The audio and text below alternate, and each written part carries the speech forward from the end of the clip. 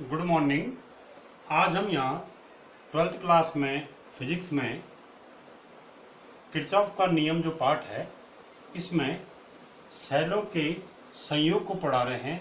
इससे पिछले वीडियो में भी हमने सेलों का संयोग पढ़ाया था, तो वहाँ पर हमने ऐसे सेलों को जोड़ा था जिनके विद्युत वाहक बल एक समान है और जिनके आंतरिक प्रतिरोध भी एक समान है, अर्थात सभी सेलों का विद्युत वाहक बल E था और सभी सेलों का आंतरिक प्रतिरोध क्या था, स्मॉल r था। पर आज हम यहाँ पर ऐसे सेलों का संयोग ले रहे हैं। ऐसे सेलों को संयोग मतलब होता है जोड़ना। ऐसे सेलों को जोड़ेंगे जिनके विद्युत वाहक बल एक समान नहीं है और जिनके आंतरिक प्रतिरोध भी अलग अलग हैं। तो यहाँ पर हम सुविधा के लिए दो सेल ले रहे हैं।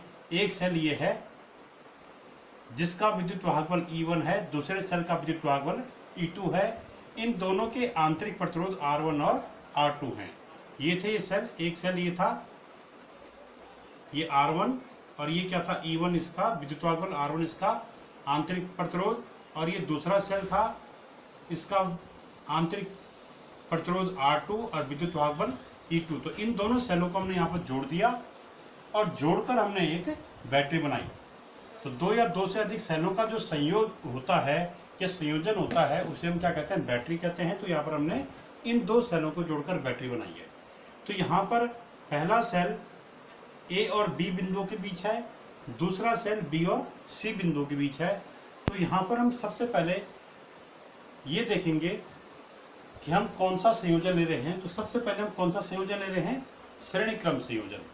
तो सेलों का संयोग जब उनके विद्युत वाहक बल एक समान नहीं है, और इसमें भी हम पहले क्या देख रहे हैं, श्रेणी क्रम संयोजन। तो श्रेणी क्रम संयोजन में देखिए दो सेल जिनके विद्युत वाहक बल E1 E2 हैं, जिनके आंतरिक प्रतिरोध R1 R2 हैं, इंटरनल रेजिस्टेंस R1 R2 और electromotive force EMF E1 E2 हैं, और यहाँ पर इनको A और C बिंदुओं के बीच इस प्रकार से जोड़ा गया है कि दूसरे सेल की धन प्लेट पहले सेल की ऋण प्लेट से जुड़ी है, फिर दूसरे सेल की ऋण प्लेट अगले वाले सेल की धन प्लेट से, फिर इसकी फिर ऋण प्लेट फिर अगले वाले सेल की धन प्लेट से जुड़ेगी। ये क्रम लगातार जब चलेगा तो इस क्रम को हम कहते हैं श्रेणी क्रम संयोजन या सीरीज कॉम्बिनेशन।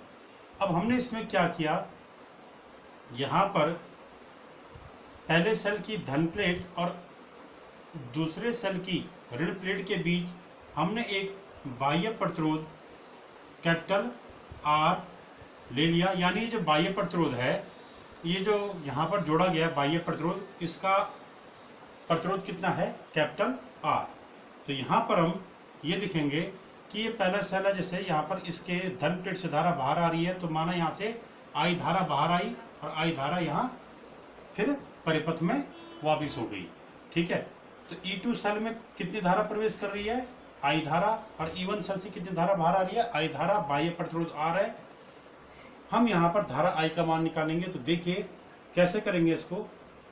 सबसे पहले यहाँ पर ये जो पहला सेल है, ये सेल A और B के बीच जुड़ा हुआ है, तो A और B के बीच का विभवांतर, ठीक है, तो A और B के बीच का विभवांतर ये कहलाएगा A और B के बीच का टर्मिनल विभवांतर। तो पहले सेल का टर्मिनल विभवांतर माना VAB है, तो पहले सेल का टर्मिनल विभवांतर VAB, टर्मिनल विभवांतर मतलब टर्मिनल वोल्टेज या टर्मिनल विभवांतर का मतलब है कि सेल को छोड़कर, इस सेल को छोड़कर जो बाह्य परिपथ है, बाह्य परिपथ के किन्हीं दो बिंदुओं के बीच का जो विभवांतर होता है उसे हम कहते हैं टर्मिनल विभवांतर। तो पहले सेल का टर्मिनल विभवांतर VAB और दूसरे सेल का टर्मिनल विभवांतर VBC है। तो पहले सेल का टर्मिनल विभवांतर VAB बराबर हो जाएगा इसका विद्युत वाहक बल E1 माइनस इसका माइनस I इंटू R। तो I के स्थान पे क्या आएगा, I आएगा, R के स्थान पे इसका आंतरिक प्रतिरोध R1। ये कहाँ से आया, हमने पहले फॉर्मूला पढ़ा था V equals to E minus I R। ये वाला जब किसी सेल से धारा ली आती है, जैसे इस सेल से धारा ली जा रही है, तो उस समय सेल का जो टर्मिनल विभवांतर होता है V, ये किसके बराबर होता है, ये होता है E minus I R. E यहाँ पर विद्युत वाहक बल है, I धारा है, R क्या है यहाँ पे, आंतरिक प्रतिरोध या इंटरनल रेजिस्टेंस। तो पहले सेल के लिए ये लागू हो गया फॉर्मूला, दूसरे सेल के लिए दूसरा सेल का टर्मिनल विभवांतर ये है माना वी बी सी, क्योंकि दूसरा सेल बी और सी के बीच जुड़ा है तो दूसरे सेल का टर्मिनल विभवांतर वी बी सी बराबर हो जाएगा दूसरे सेल का विद्युत वाहक बल, दूसरे सेल का विद्युत वाहक बल है E2 minus I into R. तो I इंटू आर ये में क्या आएगा, I तो यहाँ धारा I यहाँ भी क्या है I है, और R के स्थान पे R2, क्योंकि इसका इस सेल का आंतरिक प्रतिरोध या इंटरनल रेजिस्टेंस R2 है। ठीक है, करंट इन दोनों में क्या है, I है। जब इनको सीरीज में जोड़ा गया है तो सीरीज में यानी श्रेणी क्रम में जोड़ा गया है तो करंट इन दोनों में एक समान रहेगी, जबकि इनके जो विभवांतर हैं इनके विभवांतर VAB और VBC होंगे। इन्हीं को हम इस समय टर्मिनल विभवांतर भी कहेंगे। अब जो है यदि हम यहाँ पर एक ऐसा सेल ले लें जो कि क्या हो, जो A और C बिंदु के बीच जुड़ा हो, ठीक है, जैसे माना यहाँ पर ये A बिंदु है और ये C बिंदु है, तो A और C बिंदु के बीच हम एक सेल ले रहे हैं जिसका आंतरिक प्रतिरोध माना स्मॉल r और जिसका विद्युत वाहक बल क्या माना E है। ठीक है, तो A और C के बीच यदि हम एक ऐसा सेल ले लें जिससे कि वही धारा I बाहर आ रही हो, जिससे वही धारा I निकल रही हो, ठीक है, तो ऐसा सेल इन दो सेलों का क्या कहलाएगा, वो इन दो सेलों का तुल्य सेल कहलाएगा। और तब इसका जो विद्युत वाहक बल होगा वो इन सेलों के, इन दोनों के विद्युत वाहक बलों के समतुल्य कहलाएगा और इसका आंतरिक प्रतिरोध इनके तुल्य आंतरिक प्रतिरोध के बराबर कहलाएगा। ठीक है, तो यानी जो ये सेल आया, जो A और C के बीच जुड़ा हुआ सेल है, इस सेल से यदि उतनी धारा आ रही है जितनी धारा इन दोनों सेलों से मिलाकर आ रही है, तो ये सेल इनका परिणामी सेल या तुल्य सेल कहलाएगा। ठीक है, इक्विवेलेंट सेल कहलाएगा। तो माना यहाँ पर ये इन दोनों को मिलाकर जो बैटरी बनी या जो एक अकेला सेल बना वो ये है, और इस सेल का विद्युत वाहक बल क्या, परिणामी विद्युत वाहक बल E है, इसका आंतरिक प्रतिरोध क्या है, R है। तो हम इस सेल के लिए क्या लिख देंगे, इस सेल के लिए हम लिख देंगे कि क्या, यहाँ पर इस सेल का विद्युत वाहक बल, तो ये A और C के बीच जुड़ा है, तो परिणामी सेल के लिए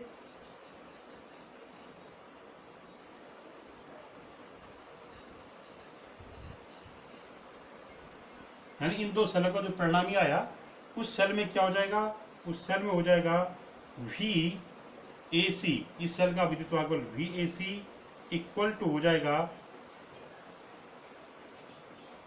ये VAC इक्वल टू इसी सूत्र से E माइनस IR, ये हो जाएगा। ठीक है, VAC मतलब इसका इन A और C के बीच का विभवांतर अर्थात टर्मिनल विभवांतर बराबर E माइनस IR। E इसका विद्युत वाहक बल हो गया, I इसमें बहने वाली धारा हो गई, इससे निकलने वाली धारा है, और R क्या है यहाँ पे, आंतरिक प्रतिरोध है। ठीक है, अब हम क्या करेंगे, इसको समीकरण नंबर 3 लिख देंगे। अब थोड़ा यहाँ पर इसको समीकरण नंबर 1 और समीकरण नंबर 2 को देखिए, इन दोनों को, कि समीकरण 1 और 2 में हम इसको ऐसा लिख सकते हैं,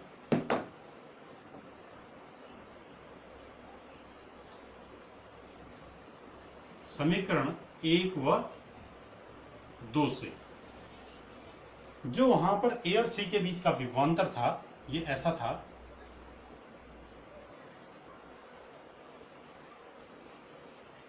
ये R2 था, ये R1 था, ये C था, ये A बिंदु था, ये यहाँ पे B बिंदु था। ठीक है, तो A और C के बीच का विभवांतर क्या होगा,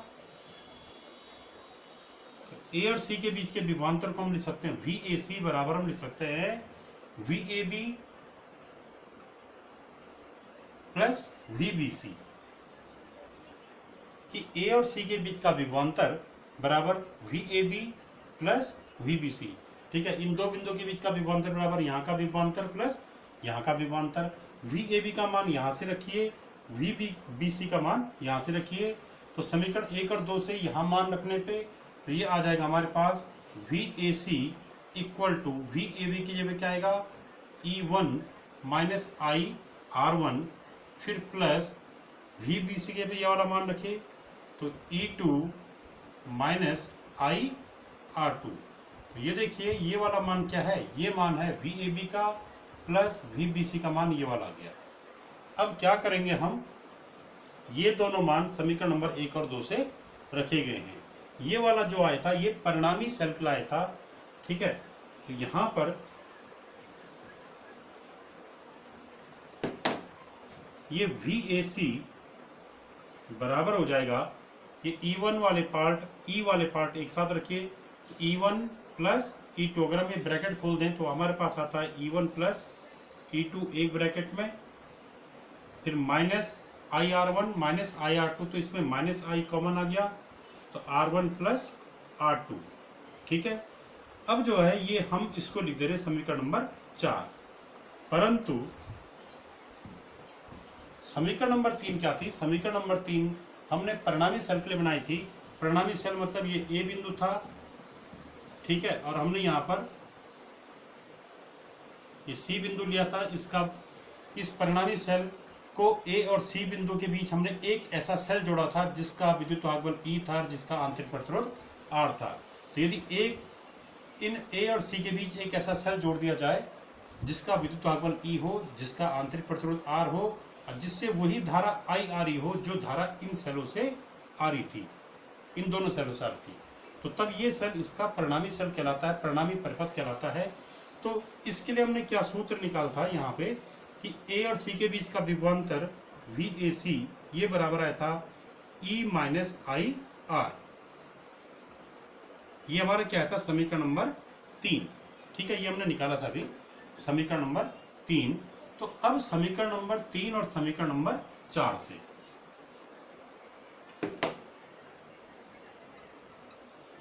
तो ये परिणामी सेल आया था जो इक्विवेलेंट सर्किट था, और ये अलग अलग सेलों का जो श्रेणी क्रम संयोजन था उसमें आया था। तो देखिए ये भी VAC की वैल्यू, ये भी VAC की वैल्यू, तो ये दोनों भी आपस में क्या होंगे, बराबर होंगे। तो समीकरण 3 और 4 से, समीकरण 3 व 4 से, तो समीकरण 3 और 4 से क्या निष्कर्ष है हमारे पास कि जब ये VAC बराबर है तो इनके बराबर के बाद वाले, यानी ये राइट हैंड साइड वाले जो RHS वाले पार्ट हैं, ये भी आपस में क्या होंगे, बराबर होंगे। ये बराबर कैसे होंगे, यहाँ का E यहाँ के E वाले के बराबर होगा, यहाँ का IR यहाँ के IR के बराबर होगा।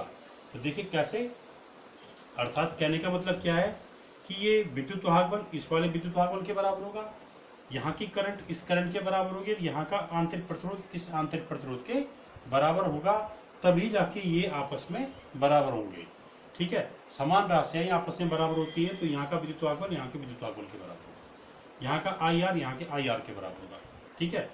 तो यहाँ पर हम क्या लिख देंगे कि इस E की जगह पे यहाँ पर क्या आया हुआ है, E1 प्लस E2, ये आ गया, ये समीकरण नंबर 5 हो गई। और यहाँ I के माइनस के स्थान पे माइनस, I के स्थान पे I, इंटू यहाँ भी है, इंटू यहाँ भी है, तो R के स्थान पे क्या आ गया, यहाँ पे R के स्थान पे आ गया R1 प्लस R2, ये समीकरण नंबर 6। तो अर्थात यदि दो सेलों को श्रेणी क्रम में जोड़ा गया है तो उन दो सेलों का ये E1 E2 क्या था, विद्युत वाहक बल, तो उन दो सेलों के विद्युत वाहक बलों का योग परिणामी विद्युत वाहक बल के बराबर होता है, और उन दो सेलों का जो आंतरिक प्रतिरोध का योग है वो परिणामी सेल के आंतरिक प्रतिरोध के बराबर होता है। तो यानी जो नया सेल बनेगा श्रेणी क्रम में उसका आंतरिक प्रतिरोध कैसा आएगा, वो अलग अलग आंतरिक प्रतिरोधों को जोड़ के आएगा। जो नया सेल बनेगा श्रेणी क्रम में उसका विद्युत वाहक बल क्या होगा, वो परिणामी विद्युत वाहक बल बराबर होगा जो सेल जोड़े गए थे उनके विद्युत वाहक बलों के योग के बराबर। तो E बराबर E1 प्लस E2, R बराबर R1 प्लस R2, अगर 3 सेल हैं तो E बराबर E1 plus E2 plus E3, R बराबर R1 plus R2 plus R3, ये क्रम ऐसे ही चलता रहेगा। अब इसमें हम निकालते हैं धारा का मान, तो धारा का मान क्या आ जाएगा इसमें, तो धारा I बराबर क्या है, I बराबर होता है E अपॉन क्या, कुल प्रतिरोध। हमने पढ़ा है I इक्वल टू ओम के नियम से V अपॉन R, ये पढ़ा है। तो V के स्थान पे यहाँ क्या आएगा, विद्युत वाहक बल, R के स्थान पे टोटल प्रतिरोध। तो टोटल प्रतिरोध क्या था, हमने इस प्रकार से सर्किट बनाया था,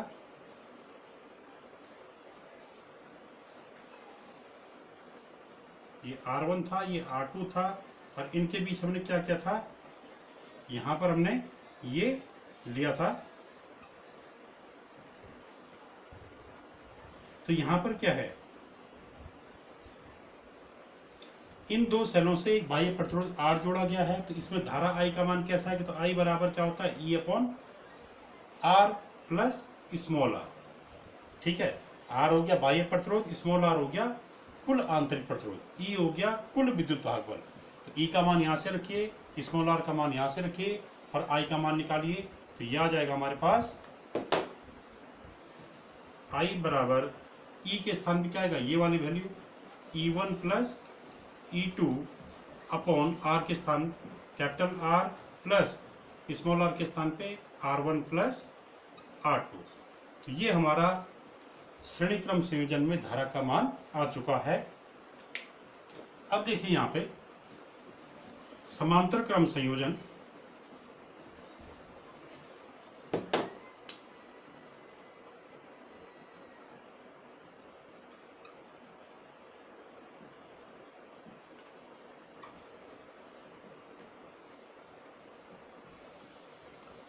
समांतर क्रम संयोजन में क्या होगा कि हम सपोज हम यहाँ पर एक सेल ले रहे हैं, दो सेल ले रहे हैं,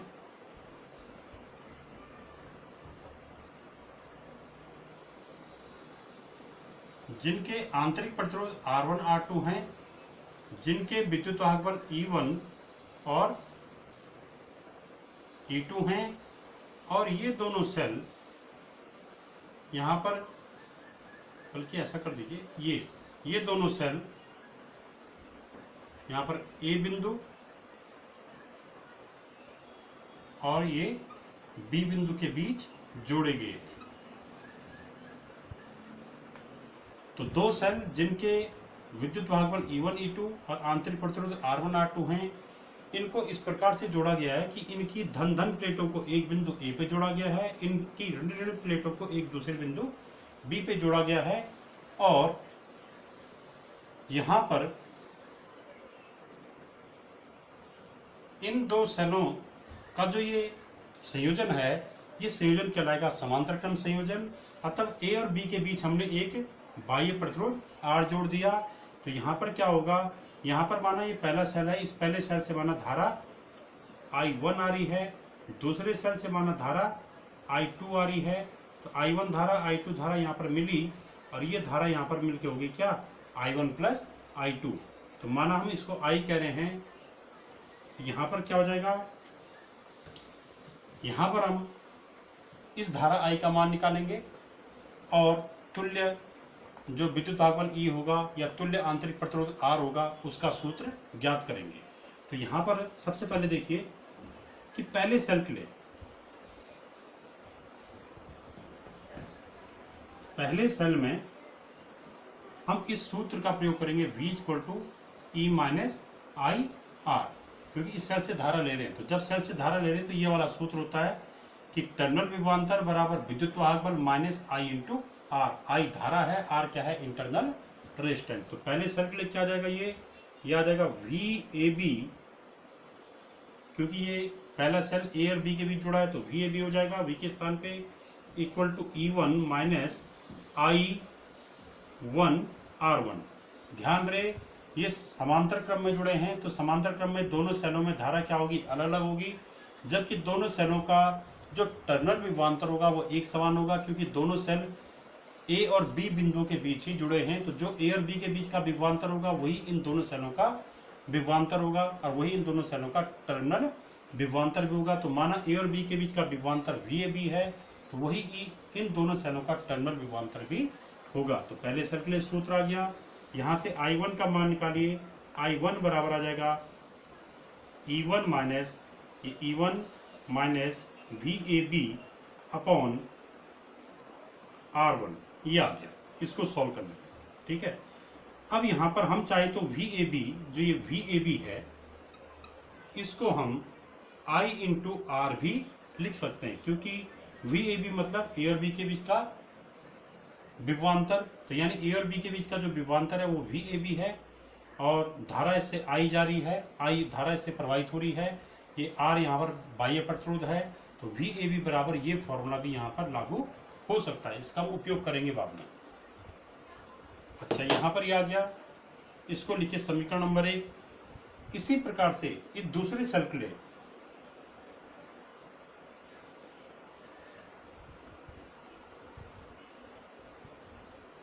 दूसरे सेल में भी इसी प्रकार से क्या हो जाएगा, वी ए बी, ये वी ए बी बराबर क्या होगा, दूसरे सेल का विद्युत भागफल E1 के स्थान पे E2 माइनस I1 के स्थान पे I2 और R1 के स्थान पे R2, ये आ जाएगा।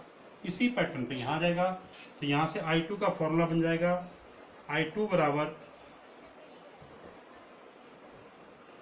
I2 का मान आ जाएगा E2 minus VAB upon R2। अब हम क्या करेंगे, ये I1 I2 आ गया, तो ये I1 धारा का मान आ गया, I2 धारा का मान आ गया इन दोनों से। अब हम यहाँ पर एक फॉर्मूला लागू करेंगे, यहाँ पे किरचॉफ का प्रथम नियम है कि इस बिंदु पर बाहर निकलने वाली धारा I बराबर इस बिंदु की ओर आने वाली धाराओं का योग। इस बिंदु की ओर कौन कौन सी धाराएं आ रही है, I2 और I1, तो इन दोनों का योग क्या होगा, इस बिंदु पर आने वाली धाराओं का योग I1 प्लस I2, इस बिंदु से निकलने वाली धारा I, तो ये दोनों धाराएं क्या होंगी, आपस में बराबर होंगी। तो हम यहाँ पर एक सूत्र का प्रयोग करेंगे कि I बराबर I1 प्लस I2, इस बिंदु से निकलने वाली धारा बराबर इस बिंदु की ओर आने वाली धाराओं का योग। ये किरचॉफ का प्रथम नियम है। I1 I2 के मान समीकरण नंबर 1 और 2 से रखने पे, तो समीकरण नंबर 1 और 2 से I1 I2 के मान रखिए। I बराबर हो जाएगा, I1 का मान था E1 minus VAB upon R1, ये I1 का मान आ गया, प्लस यहाँ पर I2 का मान E2 minus VAB upon R2। ठीक हो गया। अब जो है इसको आगे सॉल्व करने पे, देखिए इसको आगे सॉल्व कैसे करेंगे।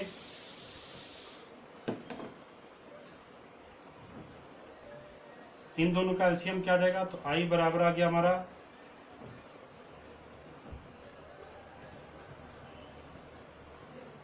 E1 अपॉन, ये अलग अलग लिखिए, E1 अपॉन R1, ये अलग अलग देखिए, E1 upon R1 plus E2 upon R2।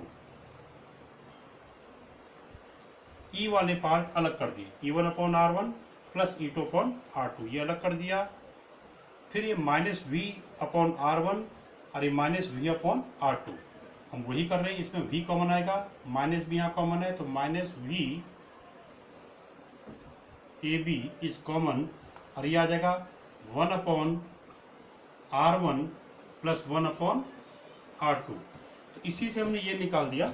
इसमें क्या किया हमने, E1 अपॉन R1, फिर होगा माइनस V अपॉन R1, फिर plus E2 upon R2 minus V upon R2। ठीक है, अब हमने E वाले पार्ट एक साथ रखे, तो E1 upon R1 plus E2 upon R2 एक ब्रैकेट में रखा, minus V upon R1 minus V upon R2, इनमें माइनस कॉमन था, ये माइनस कॉमन ले लिया, VAB कॉमन था, कॉमन ले लिया, तो यहाँ से बचेगा 1 upon R1 plus 1 upon R2। ठीक है, अब इसमें इनका एलसीएम लीजिए, तो एलसीएम अगर हम ले लें इसमें, तो ये हमारे पास आ जाएगा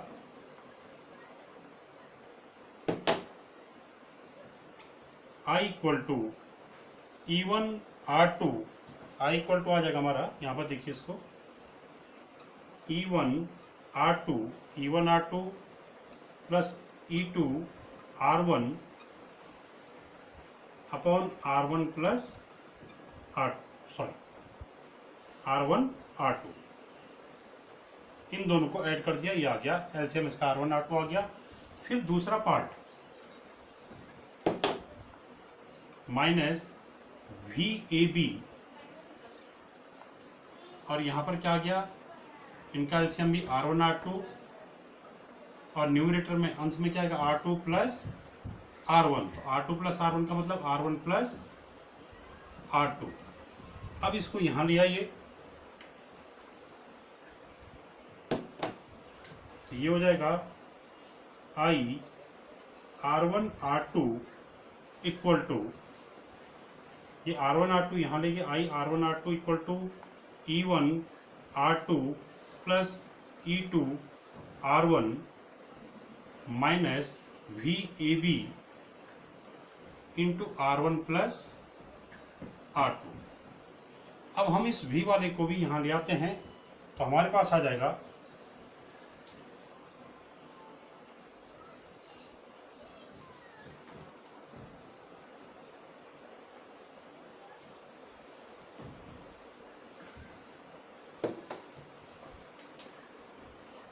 ये वाला यहाँ ले आइए, तो यहाँ से यह आ गया VAB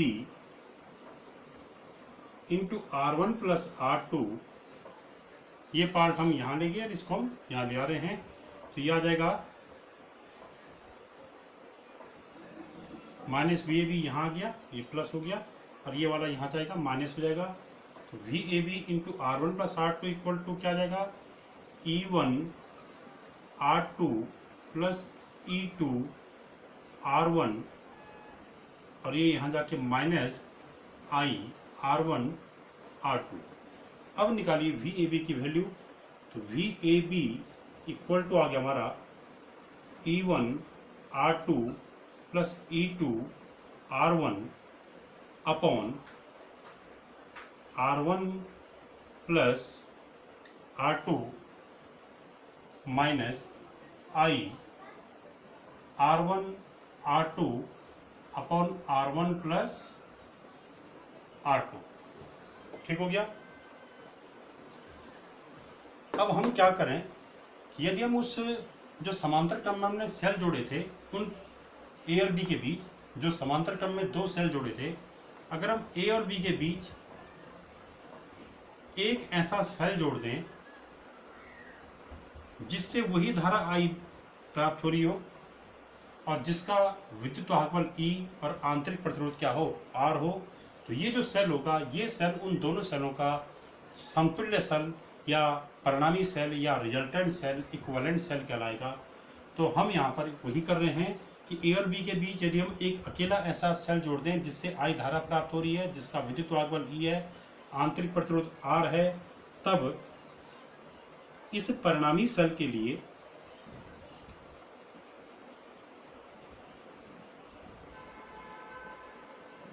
जिसका कि विद्युत वाहकबल E है, आंतरिक प्रतिरोध R है, I धारा से निकल रही है, तो इस परिणामी सेल में A और B के बीच का विभवांतर क्या हो जाएगा, VAB, और ये इक्वल टू क्या होगा, E minus I into R। तो ये हमारा, ये हम समीकरण नंबर 2 लिख रहे हैं, इसको समीकरण नंबर 3 लिख रहे हैं माना। तो इन दोनों में देखिए, यहाँ ये दोनों VAB आपस में बराबर हैं, तो ये पार्ट भी इनके आपस में बराबर होंगे, और ये केवल तभी बराबर हो सकते हैं जब यहाँ का ये E वाला पार्ट इस वाले पार्ट के बराबर होगा। और इसके लिए थोड़ा यहाँ पर इसको ये देखिए, यस, E वाला पार्ट ये, और I के पे I, R के पे E आ गया। ठीक है, ये V के स्थान पे V आ गया, E के स्थान पे ये वाला आ रखा पार्ट, और माइनस के स्थान पे माइनस, I के स्थान पे I और R के स्थान पे E आ गया। तो अब इसको देखिए कि समीकरण 2 और 3 की तुलना करने पर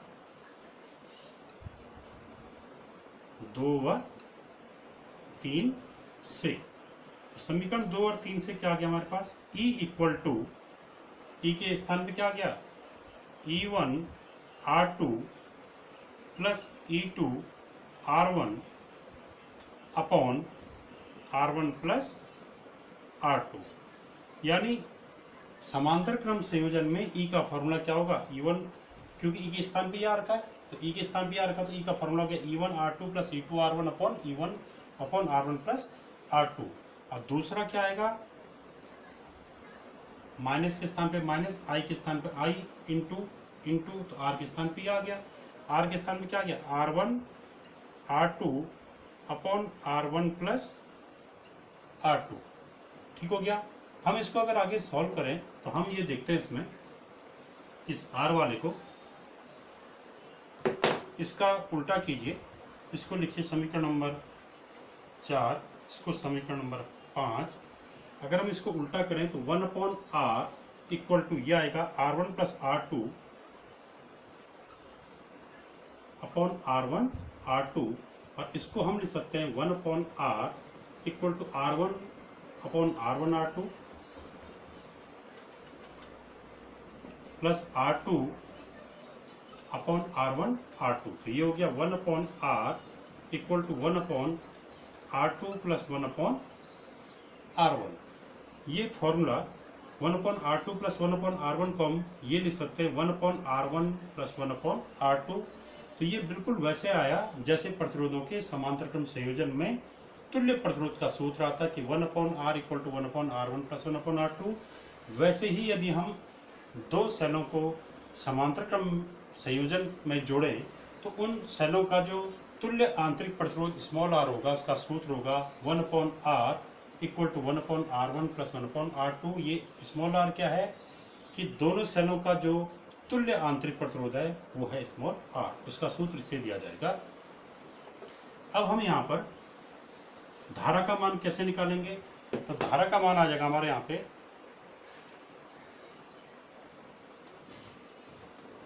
धारा I इक्वल टू हो जाएगा E upon capital R plus small r। तो कैपिटल R का मान हमारे पास R ही था, स्मॉल r का मान हमने यहाँ पर रखा है, E का मान हमने ये रखा है। इससे हम यहाँ पे इसको आगे सॉल्व कर सकते हैं। तो I बराबर आ जाएगा हमारा E के स्थान पे रखिए इस वैल्यू को E1 R2 plus E2 R1 upon R1 plus R2। ये E की वैल्यू हुई upon capital R plus small r की वैल्यू यहाँ से रखिए R1 R2 upon R1 plus R2, ये वाली वैल्यू।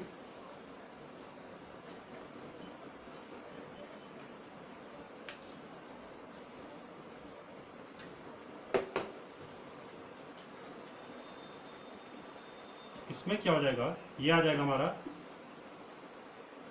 इसको ऐड कीजिए, तो इसको ऐड करने पे क्या हो जाएगा, इसके अपॉन 1 है तो इन दोनों को ऐड कीजिए तो ये आ जाएगा हमारा r into R1 plus R2 upon ये पूरा एक ही हो जाएगा ऐसा। ठीक है, ये आ गया। अब देखिए ये और ये कैंसिल हो गया, तो हमारे पास क्या आया E1 R2 plus E2 R1 upon R1 plus R2 plus R1 R2। इसको आगे हम लिख सकते हैं, अगर हम इसको आगे सॉल्व करें इसको लिखा जा सकता है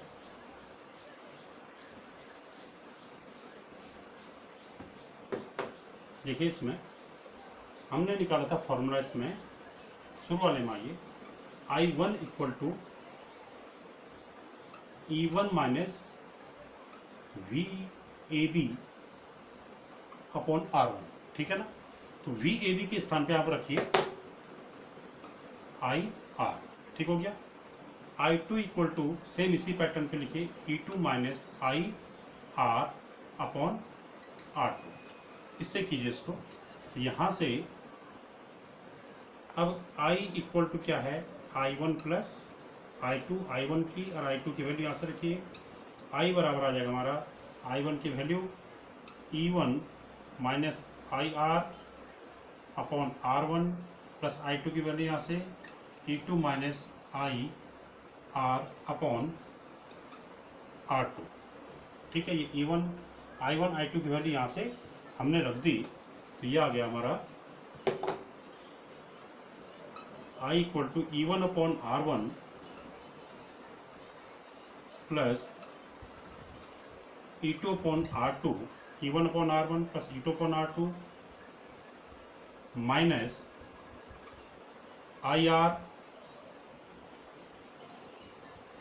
IR upon R1 minus IR upon R2। तो इसमें IR कॉमन आ रहा है, तो 1 upon R1 plus 1 upon R2 हमारा ये ब्रैकेट में आ गया। इस मेथड से अगर हम करें तो I की वैल्यू निकालना ज़्यादा आसान है।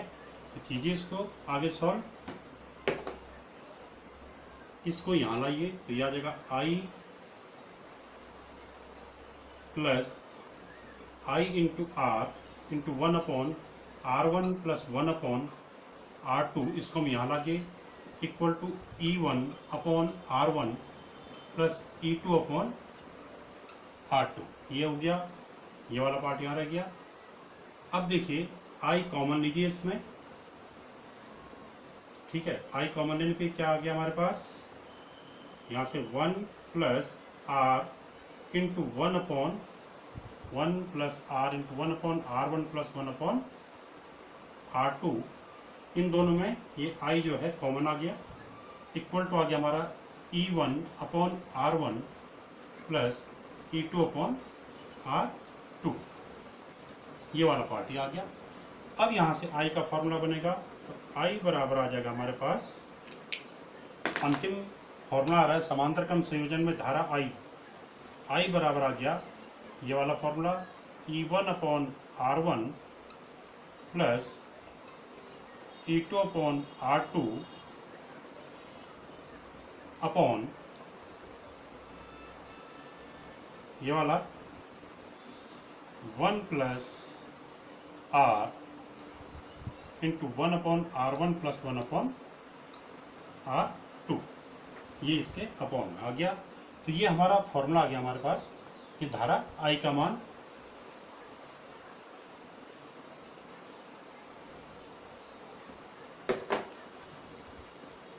हमने यहाँ पे E का सूत्र पढ़ा था, E1 R2 plus E2 R1 upon R1 plus R2, और R का सूत्र पढ़ा R1 R2 upon R1 plus R2। ये हमने फॉर्मूले यहाँ पे निकाले थे E और R के। तो अगर हम यहाँ पे इसमें इसका डिवाइड करते हैं, E अपॉन R कर दें, तो E अपॉन R बराबर दिस अपॉन दिस। तो दिस अपॉन दिस में क्या आ जाएगा, ये पार्ट बटे ये पार्ट। तो इसमें ये R1 प्लस R2 कैंसिल हो जाएगा, और हमारे पास आएगा only E1 R2 plus E2 R1 upon R1 R2। तब ये अलग अलग लिखिए इसको, तो अलग अलग लिखने पे हमारे पास आएगा E upon R equal to E1 R2 upon R1 R2 plus E2 R1 upon R1 R2। तो ये बट्टे ये धन ये बट्टे ये लिख दीजिए। तो इससे आ जाएगा हमारा E1 R2 बट्टे R1 R2 plus E2 R1 बट्टे R1 R2। तो ये R2 से R2 कैंसिल, R1 से R1 कैंसिल। तो हमारे पास फॉर्मूला आ गया